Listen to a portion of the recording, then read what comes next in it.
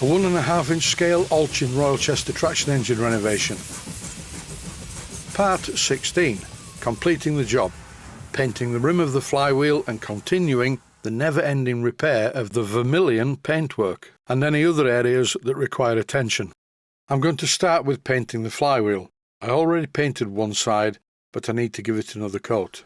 And as I do like to rub down between coats, I thought this was a sensible way to do it. I'll just let the engine do most of the work. I'm using some 1200 grade wet-to-dry sandpaper, just to smooth off the white painted area that I painted in the previous episode.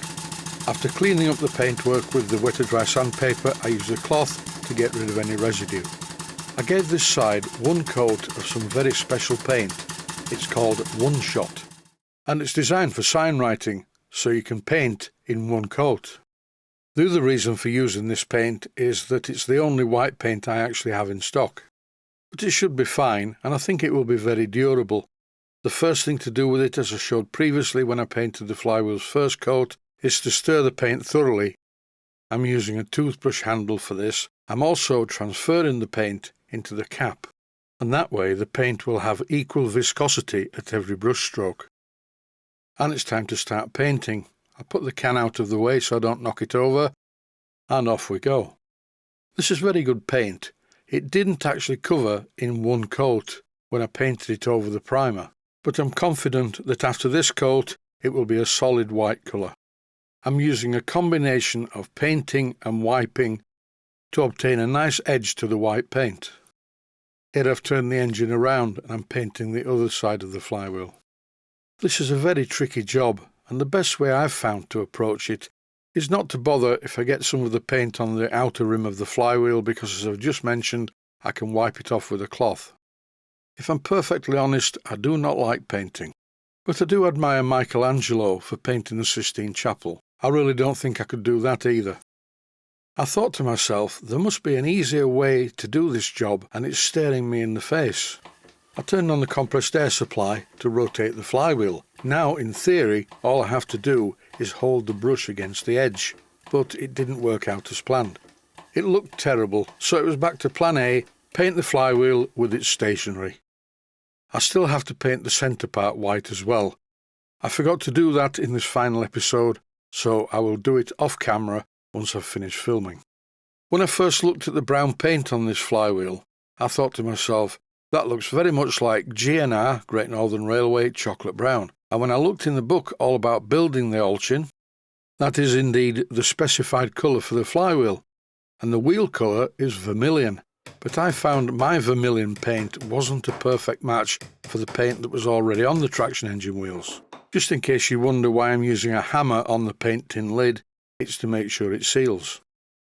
There are some areas that were painted on this traction engine that I don't want to be painted. For instance, the regulator handle and the gear selector. The red paint was very badly chipped on both of these parts owing to them being handled. That's why I scraped off the damaged paint, so there's nothing to chip in the future, and I've just noticed there's a bit more red paint needs removing. Repairing the paint on these wheels has taken a long time. There are 4 wheels, and the paintwork is damaged on almost every spoke in one way or another. This takes a little bit of practice. It's quite important not to paint over the lining. And in my other hand, I have a piece of kitchen roll to remove any paint that goes where I don't want it to. The state of the paintwork now on all of the wheels is a vast improvement from what it was before I started the job. I don't want to go too mad. I'm not painting every bit of the wheels. This wheel needs a coat of paint. It's badly marked. It's the steering wheel. I also repainted the cab hand wheels. Back now to the flywheel, and I'm trying to remove as much of the white paint from the brown part of the flywheel. And the next day I carried on with the job, this time painting the rest of the flywheel using Great Northern Railway chocolate brown. This job has not been difficult. It's just been incredibly slow and tedious. Matching the paint, being careful not to overpaint everything and make it look brand new. I'm actually leaving some of the oil and grease in some places to make the traction engine look like it's actually worked. The secret is knowing when to stop. It's very easy to get carried away with a job like this. Any badly chipped paint on the flywheel definitely needs replacement. You can clearly see that some of the red paint is damaged in this clip. Jobs like this are quite straightforward and very easy to fix, that is, provided that you use the correct colour. If you've been following this series, you will have seen the wooden planking that fits in the bunker. I'm going to use some satin varnish to seal this because it was surrounded by mouse droppings at one time. Although what I'm not going to do is varnish it like this and just leave it. I varnish both sides and then with a piece of kitchen roll I wipe off the excess varnish. Generally speaking, I do not like to see over-varnished parts for the sake of varnishing, and that is why I wipe off the excess because it makes it look much more realistic. And as soon as the varnish dries, I can put this back in the bunker. This is a tin of HMG Paints LMS Crimson Lake gloss paint. I bought quite a lot of this a while back to paint my large traction engine, but it was actually the wrong shade of Crimson Lake. So I bought some more from Phoenix Precision Paints, which was a good match. This shade of Crimson Lake matches quite well with this small engine. I've sprayed some into the aerosol cap and I'm using a very small paintbrush. It doesn't look too good in this close-up image because it's highly magnified, but once it had all been done and the paint had dried, it was quite successful and a good match for the original paint. There were various chips around the engine, on the edges of things usually, so I just systematically went all the way around, and where there was a chip I patched it with the paint, and in some cases I painted a larger area to make everything match. I could paint the inside of the bunker, but I don't want to do that. That would make the engine look brand new in places and old in other places.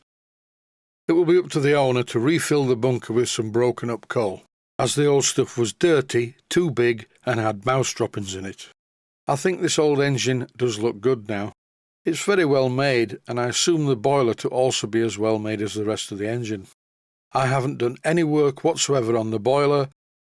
That was not part of the agreed job. If the boiler's as well made as the rest of the engine, I think that it would quite easily pass a hydraulic boiler test, but that decision needs to be left to the owner, not to me. All I can say is that this is a very good example of an Allchin Royal Chester traction engine. It was only when I looked back at episode 1 that I realised how different it looks now. This is the after shot and this is the before. I think I'm going to make a bonus episode for this series, going all the way through the renovation. Some parts at normal speed, some parts at high speed. It's taken me quite a while to do this, but when I look at it now and look back how it was, it's a vast improvement. This next sequence shows that to be so.